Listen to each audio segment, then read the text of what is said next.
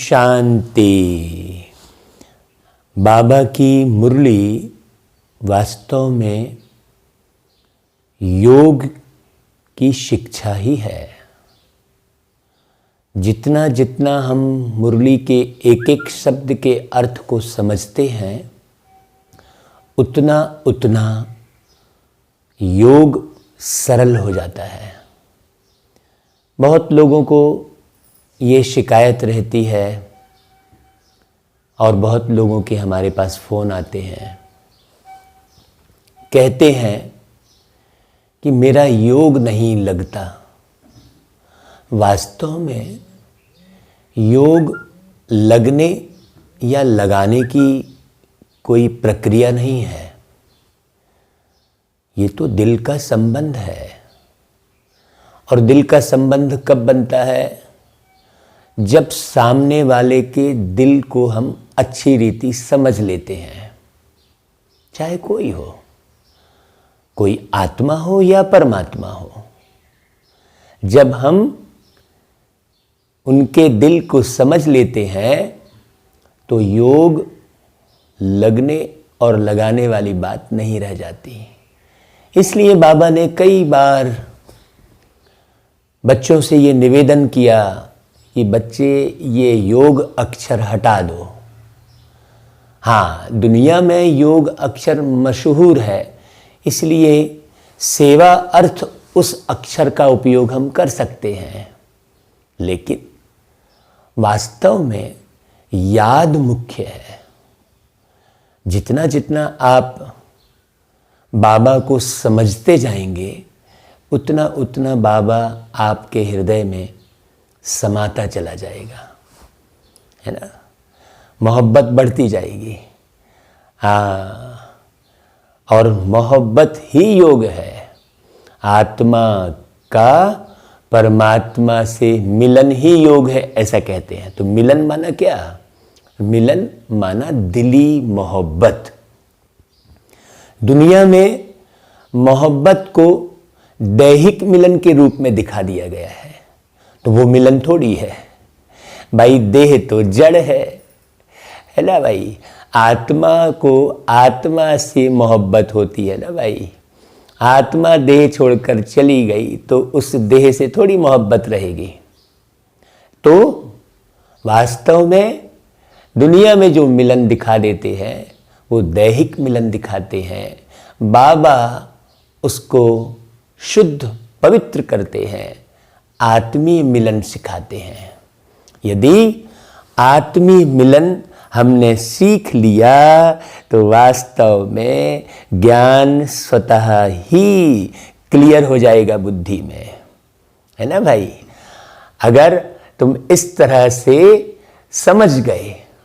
हाँ, दुनिया में जो कहते हैं कि जागो जागो, जागो मतलब क्या? जागो मतलब समझो।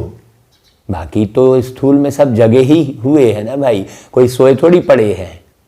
जागना मतलब एक एक बात की गहराई को समझ कर आपस में स्नेह मिलन से रहना, क्षीर खंड होकर रहना। मैं मेरा तू तेरा, ये तू मैं से दूर हो जाना। हर मुरलियों में बाबा अलग अलग पॉइंट समझा कर इस गहराई की ओर आपको ले जाना चाहते हैं, ताकि आपका जीवन एक एक बात को समझकर बाबा की याद में रहकर बहुत सुख शांति से भरपूर हो जाए। आप कहीं झूठ ना बोलें, आप कहीं बेईमानी ना करें, आप कहीं किसी से ईर्ष्या ना रखें, ना आप किसी से द्वेष रखें, तभी तो सतयुग बनेगा भाई। नहीं तो केवल सतयुग सतयुग कहने से थोड़ी सतयुग आ जाएगा। सतयुग कोई ऋतु थोड़ी है जो आ जाएगी अपने आप। जैसे प्रकृति का चक्र है, एक ऋतु चक्र है। एक सिस्टम चालू है। वास्तव में वो सिस्टम भी अभी बिगड़ गया है। बिना बरसात के बरसात होना शुरू हो जाती है ना।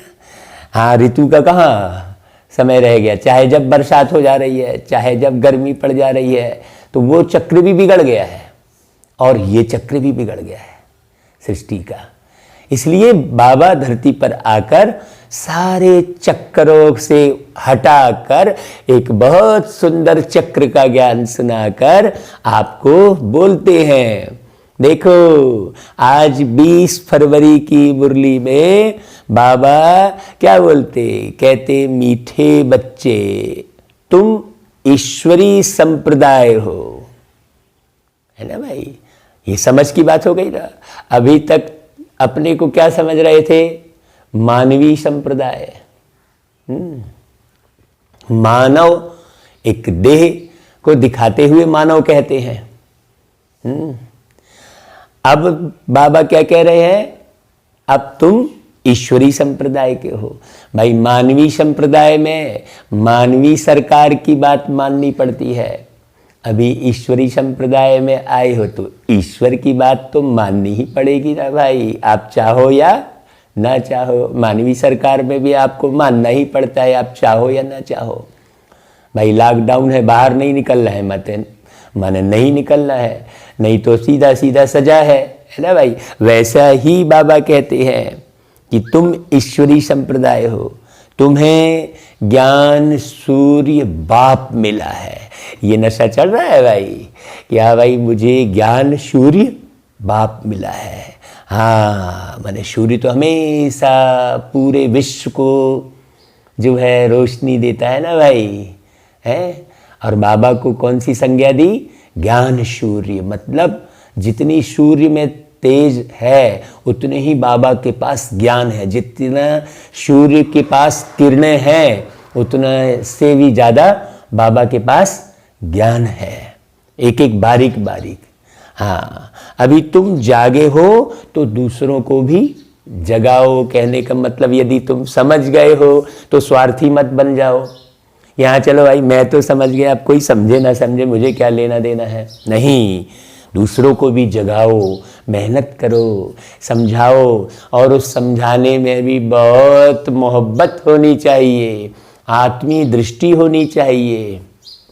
ऐसा नहीं कि आप किसी को अलग समझा रहे, किसी पर ज़्यादा मेहनत कर रहे, किसी पर कम कर रहे, हाँ आदमी देख देख के मेहनत कर रहे, नहीं।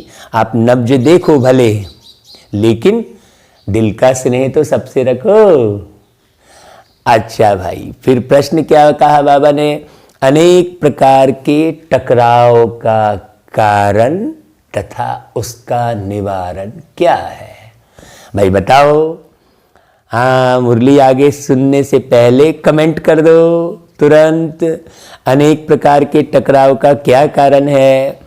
पहले से पढ़े हुए हो और लिख दो, ऐसा नहीं। हाँ अपनी बुद्धि को जांच करो। बाबा कहते देखो जब देह अभिमान में आते हो तो अनेक प्रकार के टकराव होते हैं, माया की ग्रहचारी बैठती है। बाबा कहते देही अभिमानी बनो, सर्विस में लग जाओ और याद की यात्रा में रहो तो ग्रहचारी मिट जाएगी। हाँ ग्रहचारी मतलब तेरा मेरा। लोग गीत गा देते हैं, तेरा मेरा मेरा तेरा मेरा तेरा तेरा मेरा, ये है प्रभु की माया, इससे कौन बच पाया। ऐसा गीत गा देते हैं। क्या ये गीत राइट है? नहीं, ये गीत बिल्कुल राइट नहीं है। तेरा मेरा ये तो भगवान हटाते हैं और लोगों ने क्या कह दिया, ये प्रभु की माया। ऐसे नहीं है, माया प्रभु की नहीं है भाई, माया तो तुमने रची है। बाबा तो माया से तुम्हें छुड़ाते हैं, और है ना। और लोग कहते हैं प्रभु की माया, कई कहते हैं राम जी की माया, कहीं धूप कहीं छाया। अरे भाई माया को लोगों ने समझा नहीं है। एक्चुअल में लोग रिश्ते नाते धन दौलत सामग्री इसको माया समझ लेते हैं, जबकि बाबा ने माया का अर्थ ही बिल्कुल अलग बताया है ना भाई। बहुत बारीक समझने की है। तो ज्ञान को अच्छे से समझकर याद की यात्रा में रहोगे तो ग्रहचारी का मतलब क्या हुआ, वही तेरा मेरा, है ना। ये ग्रहचारी है। अब वो घर में रहकर ये तेरा मेरा कर रहे हो, चाहे किसी आश्रम में जाकर तेरा मेरा कर रहे हो, तो ग्रहचारी तो वहाँ भी है। ऐसा थोड़ी है कि एक 4 दीवारी का घर, भाई वो आश्रम भी 4 दीवारी का है और घर भी 4 दीवारी का है, तो ये 4 दीवारी छोड़ने की बात थोड़ी है। तुम एक 4 दीवारी छोड़कर दूसरी 4 दीवारी में फिट हो गए। अंतर थोड़ी रहा यदि तेरा मेरा नहीं छोड़ा तो।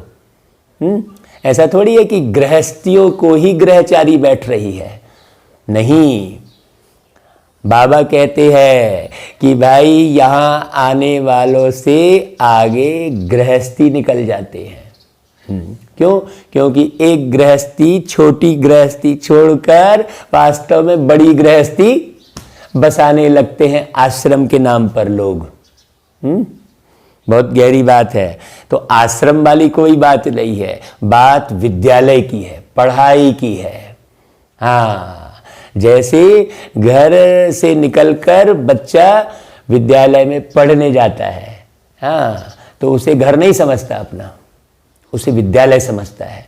तो बाबा की ये विद्यालय है वास्तव में। और ऐसा विद्यालय है जहां फिर बेहद के परिवार की भावना, हाँ, ऐसा विद्यालय है। तो बेहद का परिवार भी कहलाएगा। बेहद का परिवार मतलब जो आया वो मेरा भाई है। हाँ, ओम शांति। रूहानी बच्चों के पास बाप आए हैं, श्रीमत देने व समझाने। हाँ, देखो ऐसी बात कहीं आपको सुनने नहीं मिलेगी कि रूहानी बच्चों के पास बाप आए हैं, जिस्मानी बच्चों के पास नहीं आए हैं। जो रूह की स्मृति में है, जो आत्माभिमानी स्थिति में है, उससे बाप मिलने आए हैं। और यदि आपको अपना नाम रूप भी याद है तो बाप आपसे नहीं मिल सकेंगे, ना आपको बाप का अनुभव होगा। यह तो बच्चे समझ गए हैं कि ड्रामा प्लान अनुसार सारा कार्य होना है, बाकी समय थोड़ा रहा है। इस भारत को रावणपुरी से फिर विष्णुपुरी बनाना है। अभी इस बात को समझना। बाबा कहते हैं ड्रामा प्लान अनुसार कार्य तो होगा ही। भाई जैसे पटरी बिछी है परमानेंट, तो ट्रेन तो उसमें आना जाना करेगी ही। आप समय पर बैठ जाओगे तो जहां आपको जाना है चले जाओगे, नहीं बैठोगे तो पड़े रहोगे भटकते। ऐसा ही है इस ड्रामा की पटरी में जो ज्ञान की और योग की यात्रा है, उसमें एक्यूरेट बैठोगे तो फिर विष्णुपुरी में पहुंच जाओगे, रावणपुरी से छूटकर। ये रावणपुरी से विष्णुपुरी की यात्रा है। अभी कहाँ बैठे हो तुम? रावणपुरी में। ये यात्रा है। अब बाप भी गुप्त है। हाँ, जैसे आप भाई ट्रेन में बैठते हो तो आप ट्रेन के जो ड्राइवर है उसको जानते थोड़ी हो आप, वो तो गुप्त रहता है, कुछ पता थोड़ी चलता है, लेकिन ले जाता तो वही ड्राइवर ही है आपको। आप तो डब्बे में बैठकर इधर उधर संबंध बनाते बैठे रहते हो, लेकिन ले जाने वाला कौन? वो ड्राइवर ही होता है, वो दिखता नहीं है, ना उससे कोई जानता है उसको। वैसा ही यहाँ बाबा ने कहा, यहाँ बाप भी है गुप्त, ले जाने वाला, ले जाएगा तो वही। देखो कितनी बारीक बात हो गई ना भाई। बाबा कहता है पढ़ाई भी गुप्त है। देखो भाई, जब अपन ट्रेन में यात्रा करते हैं तो वो ड्राइवर कैसे चला रहा है गाड़ी को, सबको थोड़ी मालूम है, किसी को भी नहीं मालूम, बल्कि वो किस विधि चला रहा है वो भी गुप्त है। तो यहाँ पर पढ़ाई भी क्या है, कैसी विधि समझा रहा है, इसे समझने की जरूरत है। तो भैया आप डब्बे से उतरो हैं और जाओ उस ड्राइवर के पास और समझो सारा। हाँ, यही योग है। आप तो डब्बे में ही बैठे हो, हाँ, इसी डब्बे के ख्याल में ही हो, और डब्बा का ही सब पैकिंग आइटम खाते चले जा रहे हो। सारा गड़बड़ हो गया है भाई। बाबा कहता है सेंटर्स तो बहुत है, छोटे बड़े गांव में छोटे बड़े सेंटर्स है, और बच्चे भी बहुत है। अब बच्चों ने चैलेंज तो दी है और लिखना भी है, जब कोई लिटरेचर बनाना है तो उसमें लिखना है हम इस अपनी भारत भूमि को स्वर्ग बनाकर छोड़ेंगे। हाँ, ये बात गहरी समझना। स्वर्ग बनाकर छोड़ेंगे मतलब जहां कोई वर्ग भेद नहीं होगा। अभी आप आपस में ही भेद लगा रखे हो, ये भाई ऐसा वो बहन ऐसी। हाँ, नहीं, भेद नहीं रहे। तब तो तुमको भी अपनी भारत भूमि बहुत प्रिय है, क्योंकि तुम जानते हो यह भारत ही स्वर्ग था। इनको 5000 वर्ष हुए हैं। बिल्कुल एक्यूरेट और सत्य बात, सत्यम शिवम सुंदरम अपनी मुरली में सुना रहे हैं। भारत बहुत शानदार था, इनको स्वर्ग कहा जाता था, है ना भाई। अभी भी स्वर्ग की ही याद में लोग वो करते हैं ना भाई। हाँ भाई, स्वर्ग स्वर्ग बोले तो कितना खुश हो जाते हैं। कोई भी व्यक्ति समाप्त होता है, खत्म होता है, शरीर छोड़ता है तो क्या बोलते हैं भाई, स्वर्ग पधारा, मतलब स्वर्ग बहुत अच्छा होगा ना भाई। लेकिन इसी धरती पर स्वर्ग रचयिता आकर बनाता है, ये बात तो कभी किसी शास्त्र में नहीं कही नहीं है, हो ही नहीं सकता। और बेअंत बेअंत कह देते हैं बस लोग। हाँ, कह देते हैं हरि अनंत, हरि कथा अनंत। अरे भाई, ना हरि अनंत है ना हरि की कथा अनंत है। सिंपल सी बात है, बहुत सिंपल सी बात है। तुम आत्मा हो और वो परमात्मा है। हाँ, बस एक सिस्टम को समझना है, फिर अनंता वाली कोई बात ही नहीं है ना भाई। बाबा कहता है तुम ब्रह्मा मुख वंशावली को ही नॉलेज है। देखो, मुख वंशावली, हाँ, मुख से बोलने वाली कौन? आत्मा। कुख वंशावली नहीं। इस भारत को श्रीमत पर हमको स्वर्ग जरूर बनाना है, सबको रास्ता बताना है, और कोई खिटपिट की बात है ही नहीं भाई। हम रास्ता बता रहे हैं सबको, इसमें खिटपिट करने की कोई जरूरत ही नहीं है। आपस में बैठ राय करनी चाहिए कि इन प्रदर्शनी के चित्रों द्वारा हम ऐसी क्या एडवर्टाइजमेंट करें जो अखबार में भी चित्र दें। आपस में इस पर सेमिनार करना चाहिए, मिलना चाहिए। बाबा देखो कहते हैं जैसे गवर्नमेंट के लोग आपस में मिलते हैं, राय करते हैं कि भारत को हम कैसे सुधारें, यह जो इतने मतभेद हो गए हैं उनको आपस में मिलकर ठीक करें, और भारत में शांति सुख कैसे स्थापन करें, और भारत में शांति सुख कैसे स्थापन करें, उस गवर्नमेंट का भी पुरुषार्थ चलता है। देखो बाबा ने ऊपर में ईश्वरी गवर्नमेंट कहा है ना भाई। हाँ, तो बाबा देखो बहुत गहरी बात समझा रहे हैं कि भाई आपस में वो लोग मिलते हैं, पुरुषार्थ चलता है उस गवर्नमेंट का। तुम भी पांडव गवर्नमेंट गाई हुई हो, यह बड़ी ईश्वरी गवर्नमेंट है। इनको वास्तव में कहा ही जाता है पावन ईश्वरी गवर्नमेंट। पतित पावन बाप ही पतित बच्चों को बैठ पावन दुनिया का मालिक बनाते हैं विधि सिखाकर, है ना भाई। यह तो बच्चे ही जानते हैं। मुख्य है ही भारत का आदि सनातन देवी देवता धर्म, एक ही धर्म, यह भी बच्चे जानते हैं। यह है रुद्र ज्ञान यज्ञ। देखो अभी कंटिन्यू बाबा की मुरली में रुद्र ज्ञान यज्ञ शब्द आ रहा है। हाँ, रुद्र कहा जाता है ईश्वरी बाप को। एक है जो है दैहिक बाप और एक है आत्मीय बाप, रूहों का बाप। तो मुख्य बात समझना क्या है, रूहों के बाप को समझना है, वो शिव को समझना है। गाया हुआ है बरोबर, बाप ने आकर रुद्र ज्ञान यज्ञ रचा था। उन्होंने तो टाइम लंबा चौड़ा दे दिया है।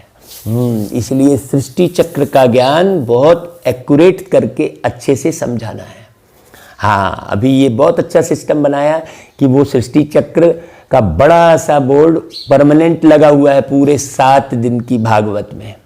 हाँ, तो क्योंकि भागवत की हर कथा में सृष्टि चक्र का ज्ञान है, लेकिन बस समझने और समझाने की जरूरत है।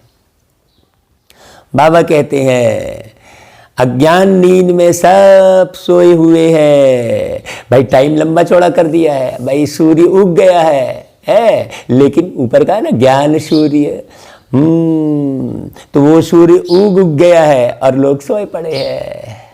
समय निकलता चला जा रहा है, उन्हें समय का ख्याल ही नहीं है। कई तो भैया सारा दिन सोए पड़े रहते हैं, जब शाम का धुंधलका होता है तब उठते हैं तो करेंगे क्या वो, सारा दिन तो निकल गया।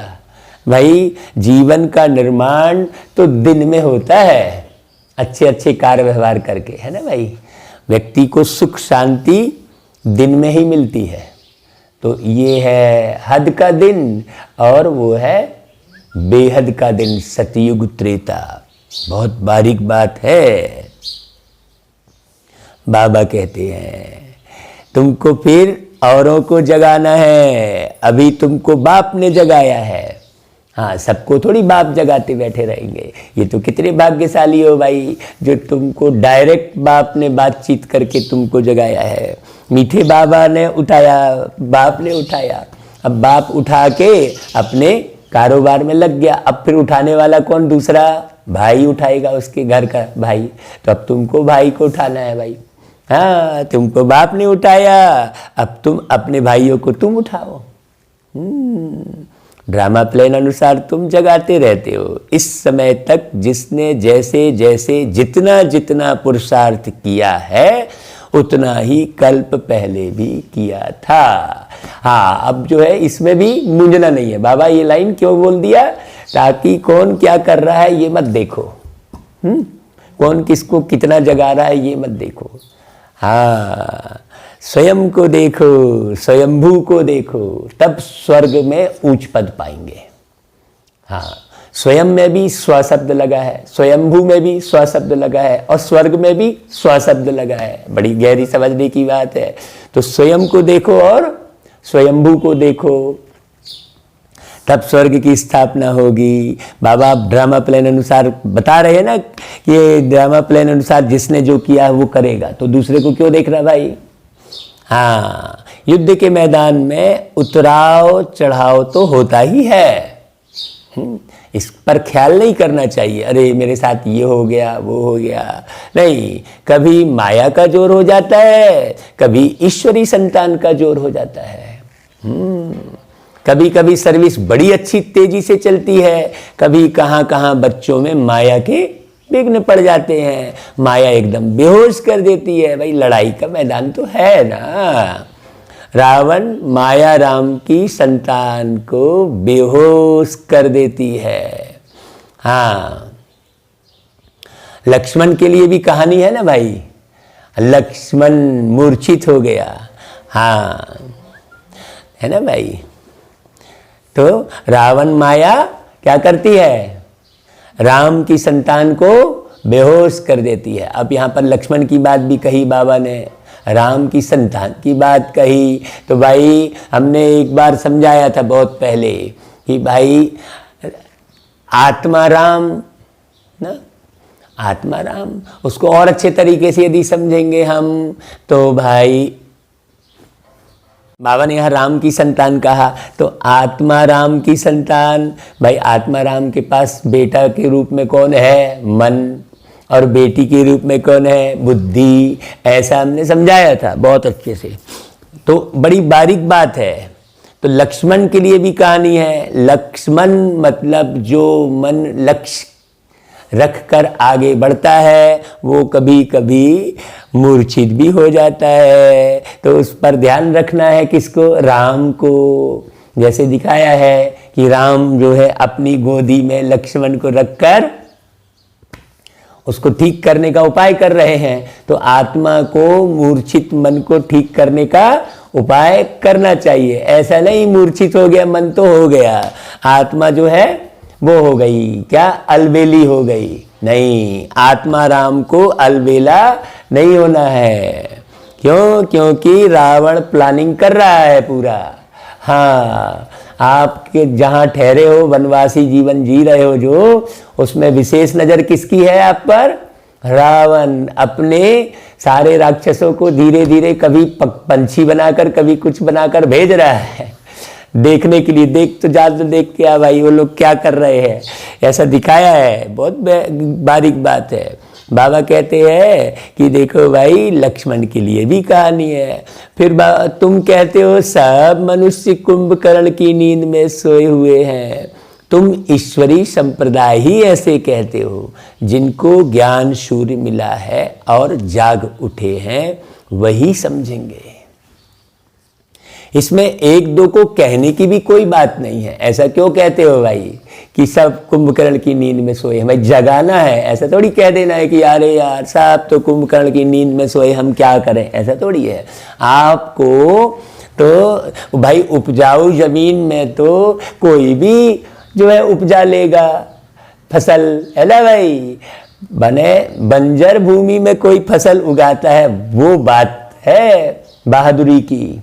तो भाई कुंभकर्ण को जगाना तो तुमको ही है, इसमें एक दो को कहने की भी कोई बात नहीं है।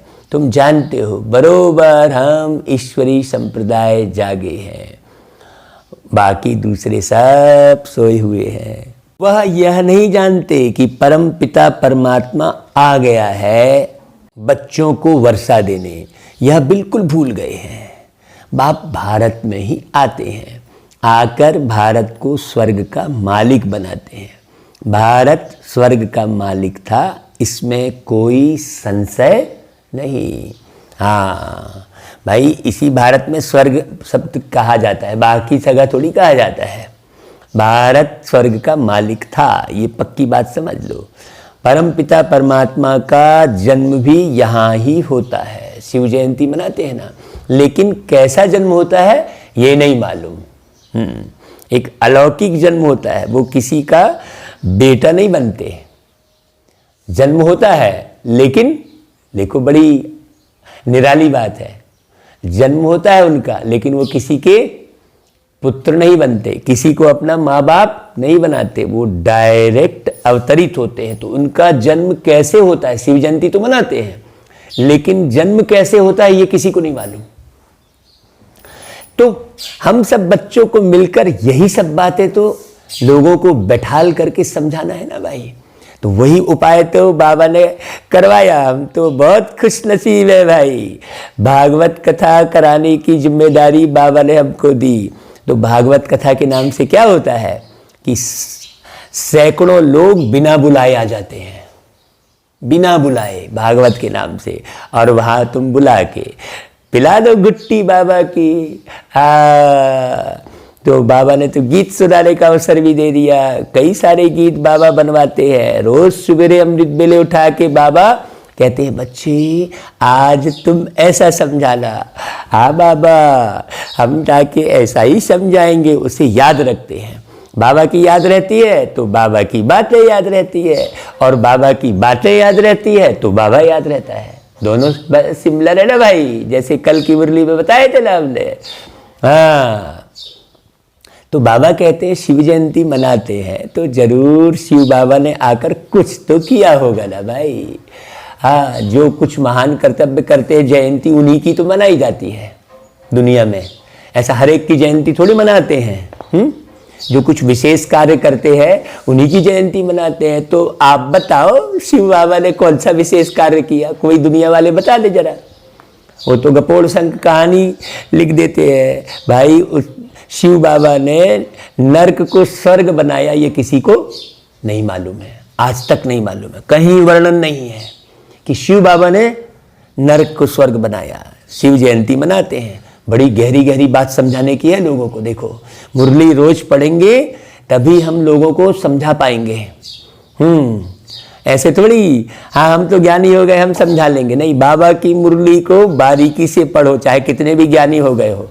बाबा ज्ञान का सागर तो एक बाबा ही है, तो अपने को खूब बड़ा ज्ञानी मत समझो। हाँ, जरूर बाबा ने स्वर्ग की स्थापना की है, बुद्धि कहती है। प्रेरणा से थोड़ी ही स्थापना होगी भाई, आना तो पड़ेगा ना। शरीर भी लेना पड़ेगा। यहाँ तो तुम बच्चों को राजयोग सिखाया जाता है, याद की यात्रा समझाई जाती है, प्रेरणा से कोई आवाज होता ही नहीं। हाँ, समझते हैं शंकर की भी प्रेरणा होती है, तब यह यादव मूसल आदि बनाते हैं। आहा, कितने भूल में पड़े हुए भाई लोग। बाबा की मुरली जब सुनते हैं तो बड़ा रहम आता है लोगों पर कि कैसे जाकर समझा लूं, ऐसा लगता है। बाबा कहते हैं अरे भाई, इसमें प्रेरणा की तो कोई बात ही नहीं है, तुम समझ गए हो। उन्हों का पार्ट है ड्रामा में यह मूसल आदि बनाने का, प्रेरणा की बात नहीं है। ड्रामा अनुसार विनाश तो जरूर होना ही है, गाया हुआ है। देखो, इसलिए बाबा हमेशा कहते देखो ड्रामा के पटरी पर एक्यूरेट चलो। हाँ, तो पटरी का कहीं तो भाई एंड है ना भाई, ऑटोमेटिक एंड है। चलते चलते आपकी मंजिल आ गई, एंड हो गई यात्रा। फिर यात्रा शुरू करते हो आगे, फिर वापस घूमते हो भाई। कहीं भी जाते हो तो वापस घर घूम के आते हो ना भाई। पृथ्वी तो गोल है, तो ये स्थूल बात हो गई। अब सूक्ष्म बात तो बाबा ने कितनी गहन गंभीर बताई। तो बाबा कहते हैं कि भाई जो पास्ट हो गया है वह फिर रिपीट होगा। भाई आप भी तो भाई लौकिक में आप घर छोड़ के जाते हो, वापस घर आते हो, वैसे ही वो है। वो घर छोड़कर आए हो, 5000 साल की यात्रा किए हो, अब वापस फिर उस घर जाना है। तो खुशी खुशी जाओगे भाई, ज्ञान रहेगा तो। और ज्ञान नहीं रहेगा तो क्या हुआ करते रहोगे, रोते रहोगे भाई। हाँ, बाबा कहते हैं तुम गारंटी करते हो हम भारत में स्वर्ग स्थापन करेंगे जहां एक धर्म होगा। तुम ऐसे नहीं लिखते कि अनेक धर्म विनाश होंगे, वह तो चित्र में लिखा हुआ है। स्वर्ग की स्थापना होती है तो दूसरा कोई धर्म नहीं होता। देखो, बड़ी गहरी बात है। स्वर्ग मतलब जहां सब स्व लगे, अपने लगे। हाँ, अपनापन, अपनेपन के भाव का विस्तार हो, शांति जीवन का एक सार हो, आपस में भाईचारा और प्यार हो, सबके लिए सबके हृदय में प्यार हो। ऐसा गीत बाबा ने बनवाया है, वो भी रिकॉर्डिंग की तैयारी चल रही है। सेवाएं लगातार बाबा करवा रहे हैं, भिन्न भिन्न। सारा समय ये बुद्धि बाबा में लगी हुई है, तो सेवा का आनंद आ रहा है। बाकी तो धन दौलत खाना पीना वो तो सहज ही चलता है जी, उसमें कोई सोचने की जरूरत थोड़ी है। धनी बाबा मिल गया तो किस बात की कमी। हाँ, बहुत गहरी बात है। बाबा कहते हैं वहां कोई दूसरा धर्म नहीं होता। अभी तुमको समझ में आता है, सबसे बड़ा पार्ट शिव का है, ब्रह्मा का है और विष्णु का। Brahma show Vishnu, Vishnu show Brahma. यह तो बड़ी गुही बात है। यहाँ पर तीन बात नहीं है, वही ब्रह्मा है, वही विष्णु। तो बाबा कहते हैं ब्रह्मा शो विष्णु, विष्णु शो ब्रह्मा। यह तो बड़ी गुही बात है। विष्णु से ब्रह्मा कैसे बनते हैं, फिर ब्रह्मा से विष्णु कैसे बनते हैं, यह सेंसिबल बच्चों की बुद्धि में झट आ जाता है। ब्रह्मा माना विष्णु से ब्रह्मा बनने में बहुत समय लगता है, लेकिन ब्रह्मा से विष्णु बनने में बहुत समय नहीं लगता। समझने की बात है। तो बाबा कहते हैं दैवी संप्रदाय तो बनते ही हैं, एक की बात नहीं है। इन बातों को तुम बच्चे समझते हो, कोई पार्टिकुलर एक व्यक्ति की बात नहीं कर रहे बाबा। दुनिया में एक भी मनुष्य नहीं समझता है ना, मनुष्य नहीं समझते। तुम ब्राह्मण समझते हो, अब तुम मनुष्य नहीं रह गए। मनुष्य मतलब जिसका मन विषय विकारों में पड़ा रहे वो मनुष्य है, और जिसका मन विषय विकारों से हट जाए वो ब्राह्मण। और फिर वो मन पूरी तरह देवत्व गुण की तरफ अग्रसित हो जाए, पूरा ही छोड़ दे। ब्राह्मण माने बीच की अवस्था, फिर फरिश्ता, फिर देवता, तब वो देवता हो गया। बड़ी गहरी बात है भाई। तो बाबा कहते हैं भल लक्ष्मी नारायण व विष्णु की पूजा भी करते हैं, परंतु उनको यह पता नहीं है कि विष्णु के ही दो रूप लक्ष्मी नारायण है जो नई दुनिया में राज्य करते हैं। बाकी चार भुजा वाला कोई मनुष्य तो होता ही नहीं ना भाई। उन्होंने तो फिर लक्ष्मी की भी अलग चार भुजा और नारायण की भी चार भुजा दिखा दिए। यह सूक्ष्म तन में एम ऑब्जेक्ट दिखलाते हैं प्रवृत्ति मार्ग का। इसलिए बाबा ने देखो लक्ष्मी नारायण की तस्वीर बिल्कुल अलग बनवाई। हाँ तो दो दो भुजा वाले चार चार भुजा वाले दिखाते हैं, बाबा ने फिर दो भुजा वाले दिखाई। बाबा ने उस तस्वीर को भी चेंज किया जिसमें लक्ष्मी पैर दबा रही है। अरे भाई नारायण कोई थकता थोड़ी है, सारे चित्र बदले। देखो सारे चित्र पुराने जो है सब झूठे है ना। जब चित्र ही झूठा है तो चरित्र कैसे झूठा नहीं होगा। सोचने की बात है। बाबा कहते हैं यह सारे वर्ल्ड की हिस्ट्री ज्योग्राफी कैसे चक्र लगाती है यह कोई नहीं जानते। बाप को ही नहीं जानते तो बाप की रचना को कैसे जान सकते हैं। हाँ, बाप ही रचना के आदि मध्य अंत का नॉलेज बताते हैं। ऋषि मुनि भी कहते थे हम नहीं जानते हैं, बेअंत बेअंत कह देते हैं ना भाई। बाप को जान जाए तो रचना के आदि मध्य अंत को भी जान जाएं। बाप कहते हैं मैं एक ही बार आकर तुम बच्चों को भी सारी नॉलेज समझाता हूँ, फिर आता ही नहीं हूँ। भाई समझाकर चले गए, जितने बन गए, जितने नहीं बने जाओ भैया ऊपर। मुझे बुलाते भी संगम पर हैं। हाँ, जब बहुत हैरान हो जाते हैं तब कहते हैं भगवान अब तू ही सहारा है, ऐसा कहते हैं। पावन सतयुग को कहा जाता है और पतित कलयुग को कहा जाता है, ये कोई नहीं जान रहा है। तो जरूर मैं आऊंगा पतित दुनिया के अंत में ना। कलयुग के अंत में आकर पतित से पावन बनाते हैं, मतलब जब बाबा धरती पर आया वहां से अंत शुरू हो जाती है। हाँ, सतयुग आदि में पावन है, यह तो सहज बात है ना। मनुष्य कुछ भी समझ नहीं सकते कि पतित पावन बाप कब आएंगे। अभी तो कलयुग का अंत कहेंगे। अगर कहते हैं कलयुग में अर्जुन 40,000 वर्ष पड़े हैं तो और कितना पतित बनेंगे भाई, है? इतना तो पतित बन गए हैं तो और कितना पतित बनेंगे। अब कितना दुख और चाहिए है, इतना दुख तो हो ही गया। तो बाबा कहते फिर सुख तो होगा ही नहीं। कुछ भी मालूम ना होने के कारण बिल्कुल ही घोर अंधियारे में है। अभी तो देखो भाई कलयुग एक तरफ है और हम कितने सुख में आ गए हैं। अगर 40,000 वर्ष होता तो हम इतने सुख में आते क्या जो बाबा मिला हमको, है? सोचने की बात है। लोग तो न जाने क्या क्या गपोड़ा लिख दिए है। और घोर अंधियारे में है। बाबा कहता है भाई तुम तो समझ सकते हो ना, जो रोज मुरली सुन रहे हो। तो बच्चों को आपस में मिलना है, दूर दूर नहीं भागना है।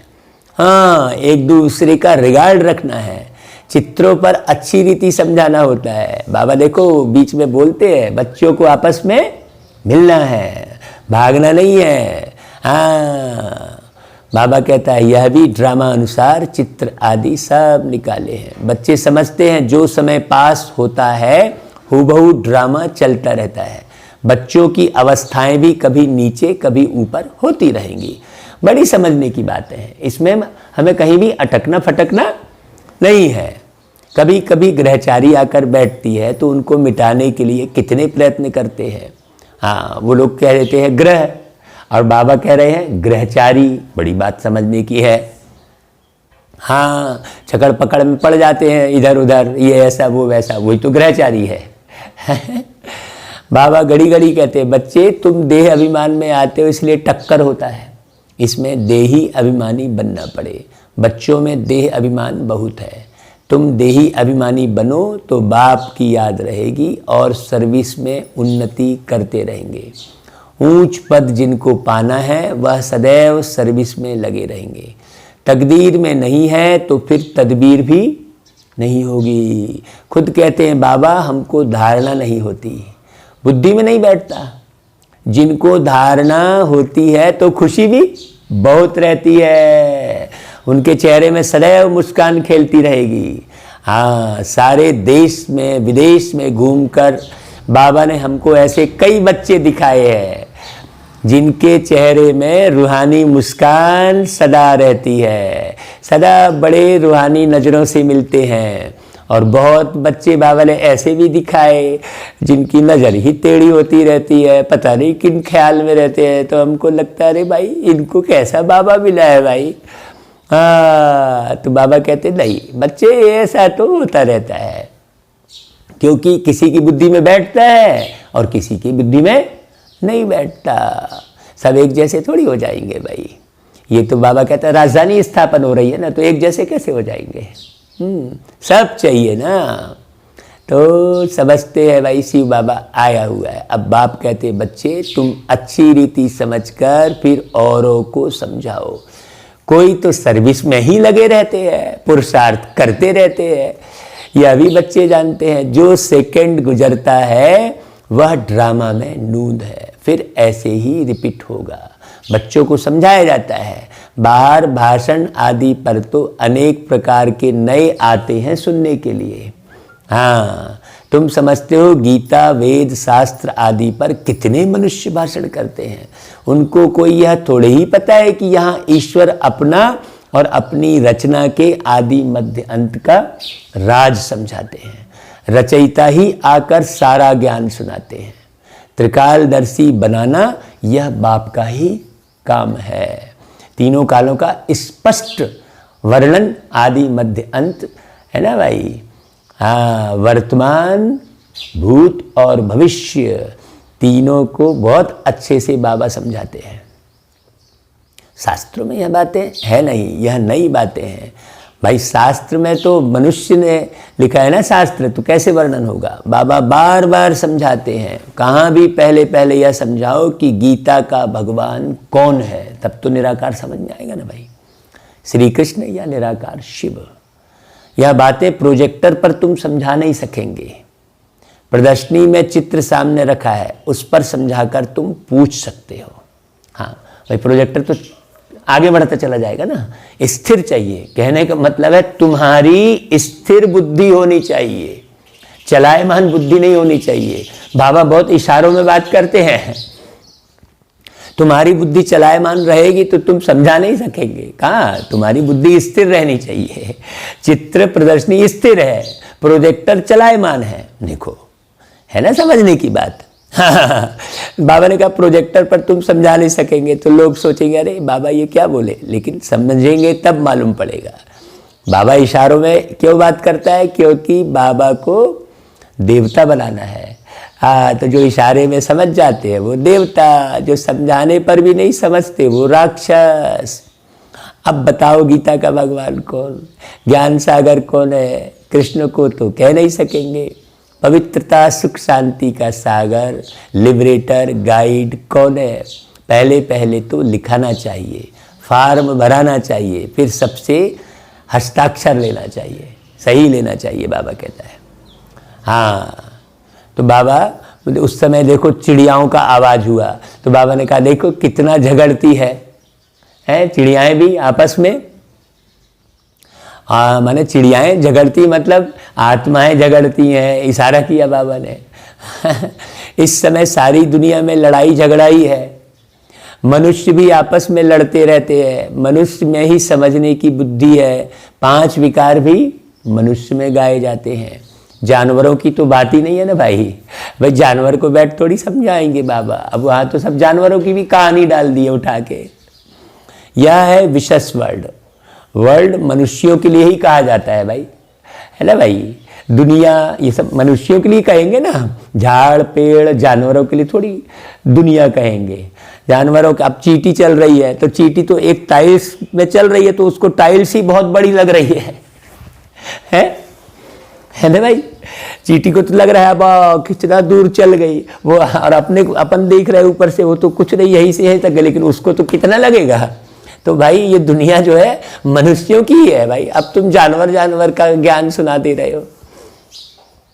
हाँ, पता नहीं क्या क्या सुना देते हैं लोगों को। बाबा कहते हैं भाई जानवरों की तो कोई बात ही नहीं है। कलयुग में है आसुरी संप्रदाय, सतयुग में है देवी संप्रदाय, इतनी सी तो बात है। अभी तुमको इस सारे कंट्रास्ट का पता है तो खुशी कितनी होती है भाई।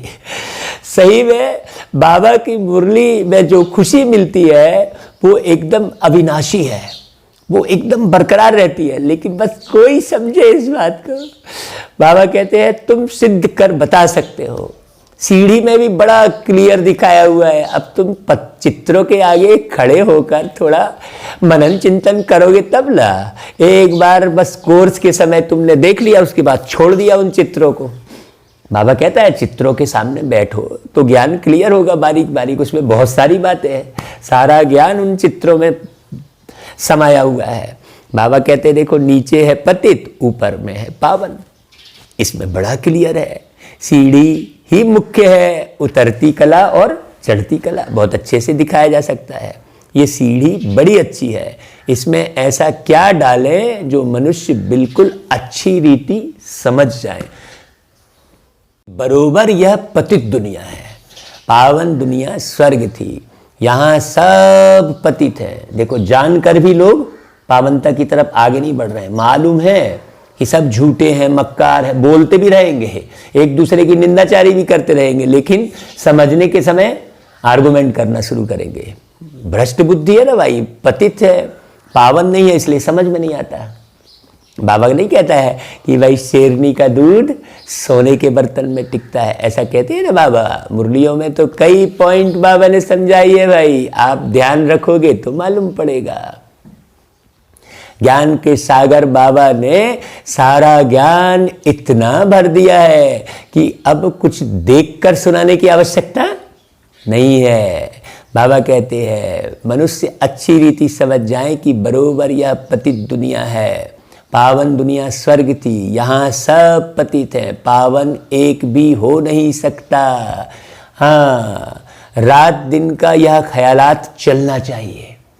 भाई गीत तो बजाया उन्होंने है, यार हमारी बात सुनो, ऐसा एक इंसान चुनो जिसने पाप ना किया हो, जो पापी न हो। ये गीत तो सबने सुना लेकिन ध्यान नहीं दिया उस पर। हाँ, गीत तो बहुत पहले बना दिया, उन्हीं ने बनाया। जो पतित काम कर रहे उन्हीं ने बनाया, उनको पता ही नहीं है। बना दिया, बस दुखी होकर बना दिया। अब बाबा आकर एक एक ज्ञान समझाकर कितना सुखी कर रहा है भाई, कितना अंदर से एकदम खग्गियां मारते हैं भाई। हम तो खुशी में खग्गियां हो जाती है और खुशी के आंसू भी बह पड़ते हैं भाई, प्रेम के आंसू बह पड़ते हैं बाबा की याद में। मुरली सुनते सुनते हम तो बाबा के पास चले जाते हैं। हाँ, बाबा कहते हैं देखो, बाबा जो है ओना रखे हुए है। बाबा सब आत्मा बच्चों की सेवा करने का ओना जितना ज़्यादा बाबा के पास है उतना किसी बच्चे के पास नहीं है। हाँ, इसलिए बाबा देखो कितनी कशिश से मुरली सुनाते हैं। जब बाबा की वाणी को बहुत कशिश से सुनेंगे तो भाई बाप समान सेवा कर सकेंगे। देखो ना भाई, बाबा कह रहे हैं ना भाई ये सीढ़ी तो बहुत अच्छी है, लेकिन अब इसमें ऐसा क्या डाले जो मनुष्य बिल्कुल अच्छी रीति समझ जाए। हाँ, ऐसा ही तो भाई बहुत हमको ये लगता है, इसलिए कई प्रकार के कार्यक्रम बनाने की सोचते रहते हैं। पावन दुनिया स्वर्ग थी, यहाँ सब पतित है, पावन एक भी नहीं हो सकता। हाँ, बाबा ने देखो आत्म प्रकाश भाई जी का नाम बोला। आत्म प्रकाश बच्चा लिखता है, बाबा यह चित्र बनाए। बाबा कहते हैं भल विचार सागर मंथन कर कोई भी चित्र बनाओ, परंतु सीढ़ी बड़ी अच्छी बननी चाहिए। इस पर बहुत समझा सकते हैं। 84 जन्म पूरे कर फिर पहला नंबर जन्म लिया है, फिर उतरती कला से चढ़ती कला में जाना पड़े। ये सारा ज्ञान कब समझ में आएगा? जब निरंतर प्रति सेकंड हमें ये एहसास रहेगा कि मैं शरीर नहीं, मैं एक आत्मा हूं। तब ये ज्ञान बुद्धि में परमानेंट पड़ा रहेगा, फिर दुख का नामो निशान नहीं रहेगा, ये गारंटी है। हाँ, सुख का सागर मिला फिर दुख, तो अगर कोई दुखी हो रहा है मतलब वो पूरा अपने आप को धोखा दे रहा है दुखी होकर। बाबा कहते हैं इसमें हर एक का विचार चलना चाहिए। ऐसा थोड़ी कि केवल आत्म प्रकाश भाई का, बाबा ने आत्म प्रकाश भाई का नाम लेकर ये उदाहरण दिया। हाँ, नहीं तो सर्विस कैसे कर सकेंगे भाई? सब मिलकर सबका विचार चलना चाहिए। चित्रों पर समझाना बहुत सहज होता है, और मान लो जिसका विचार नहीं चलता है तो उसे विचार करने वाले का सहयोग देना चाहिए। हाँ, है ना भाई? बाबा ने जो है बहुत अच्छे अच्छे उदाहरण दिए। सतयुग के बाद सीढ़ी उतरनी होती है, यह भी बच्चे जानते हैं। हम पार्टधारी एक्टर्स हैं। यहाँ से ट्रांसफर हो सीधा सतयुग में नहीं जाते, पहले शांति धाम में जाना है। हाँ, तुम्हारे में भी नंबरवार हैं जो अपने को पार्टधारी समझते हैं। हाँ, इस ड्रामा में मूल बात भी देखो, पार्टधारी समझने की बात है। दुनिया में ऐसा कोई कह ना सके कि हम पार्टधारी हैं, है ना भाई? हम एक्टर हैं इस दुनिया में, कोई नहीं कह सकता। वो फिल्म में एक्टर हैं, वो समझते हैं 3 घंटे की पिक्चर में भाई मैं एक्टर हूं बोलते हैं, लेकिन पूरी दुनिया के हर एक मनुष्य एक्टर है, ये कहाँ जान रहे हैं कि भाई हम यहाँ पर एक्ट कर रहे हैं, केवल पार्ट बजा रहे हैं, कोई नहीं बोल सकता, है ना भाई? हम लिखते भी हैं कि पार्टधारी एक्टर्स होते हुए भी ड्रामा के क्रिएटर, डायरेक्टर आदि मध्य अंत को नहीं जान सकते तो वह फर्स्ट क्लास बेसमझ है। बाबा कहते को कितनी बढ़िया बात बोले भाई। एक एक्टर जो है वो डायरेक्टर को ना जाने तो सबसे पहली बात तो ये है कि वो एक्टर समझ ही नहीं रहा है ना अपने आप को, तो डायरेक्टर को भी कहाँ जानेगा? तो यहाँ पर एक गहरी बात है कि डायरेक्टर को यदि समझना है तो पहले अपने को एक्टर्स निश्चित करो कि हाँ भाई इस दुनिया में एक्ट चल रही है। यह तो भगवानुवाच है, शिव भगवानुवाच ब्रह्मा तन द्वारा। ज्ञान सागर वह निराकार है, उनको अपना शरीर है नहीं। बड़ी समझने की युक्तियां हैं। तुम बच्चों को बड़ा नशा रहना चाहिए। हम किसकी गिलानी थोड़ी ही करते हैं भाई, है ना भाई? यह तो राइट बात है ना।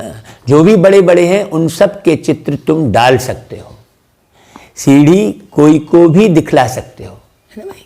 हाँ, उसमें कोई जाति धर्म वाली बात तो है नहीं ना भाई। हाँ, उसमें तो सभी धर्मों का वर्णन है।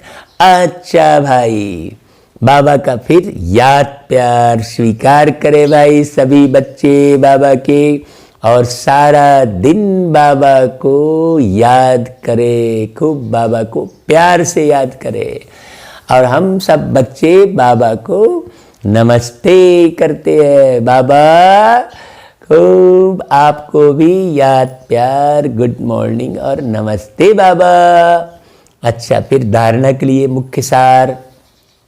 भारत में सुख शांति की स्थापना करने व भारत को स्वर्ग बनाने के लिए आपस में सेमिनार करना है। देखो आज का सार कितना बढ़िया आया है। सेवा चल रही है तो भाई आपस में मिलकर सेवा करो। श्रीमत पर भारत की ऐसी सेवा करनी है। दूसरा, सर्विस में उन्नति करने व सर्विस से ऊंच पद पाने के लिए देही अभिमानी रहने की मेहनत करनी है। अपने को आत्मा समझेंगे तो घुल मिल के रहेंगे, और आत्मा नहीं समझेंगे तो दूर दूर रहेंगे। हाँ, ज्ञान का विचार सागर मंथन करना है, ऐसा नहीं कुछ भी समझ लिया। अभी जैसे बाबा ने आत्म प्रकाश भाई कहा, तो आत्म प्रकाश तो भाई का नाम है, लेकिन आत्म प्रकाश शब्द सुनाने का अर्थ क्या है बाबा का? कि भाई जिस आत्मा के अंदर ज्ञान का प्रकाश होगा तो वो कई सारी युक्तियां निकालता रहेगा। हर एक आत्मा की बात है ये, है ना भाई? तो ये ज्ञान का विचार सागर मंथन कहलाया। अच्छा भाई, वरदान। अपनी श्रेष्ठ धारणाओं प्रति त्याग में भाग्य का अनुभव करने वाले सच्चे त्यागी भव। बहुत सुंदर वरदान है। क्या कहा? अपनी श्रेष्ठ धारणाओं प्रति त्याग में भाग्य का अनुभव करने वाले। हाँ, त्याग में भाग्य का अनुभव करेंगे तब त्याग बड़ा सहज हो जाएगा। और यदि त्याग में भाग्य का अनुभव नहीं करेंगे तो कोई चीज छूटेगी ही नहीं। कोई व्यवहार नहीं छूटेगा, कोई वस्तु नहीं छूटेगी, कोई आदत नहीं छूटेगी। भाग्य का अनुभव करेंगे तो बहुत फायदा होगा। तो जो भाग्य का अनुभव करता है वही सच्चा त्यागी है। जो छोड़ने के बाद सोचा, अरे आज तो मैंने ये नहीं किया, ये नहीं खाया, उससे नहीं मिला, उससे नहीं मिल पाया, ये त्याग नहीं कहलाएगा। ब्राह्मणों की श्रेष्ठ धारणा है संपूर्ण पवित्रता। संपूर्ण पवित्रता मतलब किसी भी देहधारी की याद में रोना आ रहा है, बार बार याद आ रही है, अरे यार मैं उससे नहीं मिल पा रहा हूँ, देखो फलाने से दूर हो गया। बाबा कहते हैं कि भाई श्रेष्ठ धारणा क्या है? एक बाबा के सिवाय किसी की याद ना आए। इसी धारणा के लिए गायन है, प्राण जाए पर धर्म न जाए। धर्म न जाए मतलब हमारे अंदर की धारणा न कम हो। किसी भी प्रकार की परिस्थिति में अपनी इस धारणा के प्रति कुछ भी त्याग करना पड़े, सहन करना पड़े, सामना करना पड़े, साहस रखना पड़े, तो भी खुशी खुशी से करो। इसमें त्याग को त्याग ना समझ भाग्य का अनुभव करो। हाँ, कोई चीज छूट गई तो बहुत अच्छी बात है, तब कहेंगे सच्चे त्यागी। ऐसी धारणा वाले ही सच्चे ब्राह्मण कहे जाते हैं। कच्चा ब्राह्मण तो कोई काम का नहीं। अधूरे ज्ञान वाला व्यक्ति जो है बहुत दुखदाई होता है। हाँ, जैसे कहते हैं ना, अधजल गगरी छलकत जाए। हाँ, भरी हुई गगरी नहीं छलकेगी, लेकिन आधे जल से भरी हुई गगरी आधी तो रहेगी, चलते चलते और खाली हो जाती है? हाँ, इसलिए भाई बाबा हमेशा कहता है पूर्ण बनो। ज़्यादा से ज़्यादा ज्ञान का मनन चिंतन विचार सागर मंथन करो। भाई आज के सार में यही लिखा है कि विचार सागर मंथन करो। अपने अंदर जो विचार उत्पन्न हो रहे हैं उसे जांचो, भाई कैसे विचार उत्पन्न हो रहे हैं। हाँ, हमेशा ये ध्यान रहे कि आपके अंदर कौन से विचार उत्पन्न हो रहे हैं। ज्ञान और योग के, धारणा के, सेवा के विचार उत्पन्न हो रहे हैं कि शौक के, शिकायत के विचार उत्पन्न हो रहे हैं। हाँ, शक के विचार उत्पन्न हो रहे हैं। बहुत गहरी बात है। हमेशा अपने विचारों को जांचो। अगर आपको शौक के, शक के और शिकायत के विचार उत्पन्न हो रहे हैं तो आप कभी आगे नहीं बढ़ सकते। आप कच्चे ही ब्राह्मण बने रहेंगे, सच्चे ब्राह्मण नहीं कहलाएंगे। और कच्चे ब्राह्मण को क्या मिलेगा? कुछ नहीं। बाबा कहता है, देखो बाबा स्लोगन में क्या बोलता है, सर्व शक्तियों को अपने आर्डर में रखने वाले ही मास्टर सर्वशक्तिवान है। सर्व शक्तियों को अपने ऑर्डर पर रखें। ऐसा थोड़ी सहन नहीं हो रहा है, मतलब सहन शक्ति को अपने ऑर्डर पर रखें। हाँ, संभाले भाई, ऐसा नहीं बहुत विचलित हो गया इसने ऐसा बोल दिया, मैं तो बहुत दुखी हो गया भाई इसने ऐसा बोल दिया। अरे बोल दिया भाई, अब उसको काहे तुम नहीं संभाल रहे हो। गणेश जी की तो पूजा कर रहे हो, बड़े पेट वाले की, और बातों को संभाल नहीं रहे हो, तो केवल गणेश जी की पूजा करने से थोड़ी फायदा हो जाएगा।